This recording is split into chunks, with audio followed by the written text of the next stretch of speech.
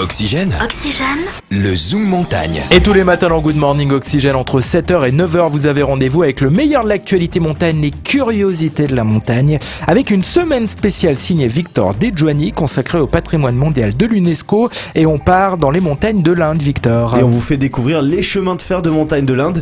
Au total, il existe 3 liaisons ferroviaires en Inde. L'une d'elles passe dans les contreforts de l'Himalaya. Et on commence avec le chemin de fer de l'Himalaya. Il a été inauguré en 1880, donc ça date, et surnommé train jouet. L'écartement des rails est seulement de 61 cm. Ah oui, donc elles sont vraiment proches. Voilà, les unes la des rame autres. passe dans un trou de souris, si on peut dire. Le train parcourt près de 89 km de rail avec un dénivelé de plus de 2000 mètres. Pour vaincre un tel dénivelé, les ingénieurs ont d'ailleurs dû utiliser plusieurs boucles, comme celle d'Agony Point, où la voie tourne et passe au-dessus d'elle-même, et 6 rebroussements en Z.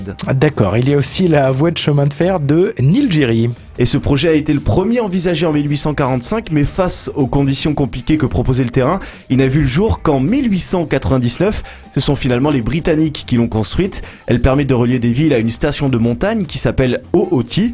Le parcours de 46 km contre 208 courbes, traverse 16 tunnels et 250 ponts, et la pente peut monter jusqu'à 8,3%. Et donc on termine cette petite balade avec le chemin de fer de Kalka. Et il se trouve aussi dans les contreforts de l'Himalaya, mais au nord-ouest cette fois. La ligne a été construite au milieu du 19e siècle et elle représente les efforts techniques et matériels réalisés à l'époque pour désenclaver les populations de montagne grâce au chemin de fer. Et sur cette ligne, on retrouve un pont à arcs multiples, maçonné le plus haut du monde, mais aussi le tunnel le plus long du monde, mais à l'époque de leur construction. Et à noter donc que ces 3 liaisons ferroviaires existent toujours aujourd'hui et fonctionnent parfaitement. Bon voyage, merci Victor, à demain pour un nouveau Zoom Montagne dans Good Morning Oxygène.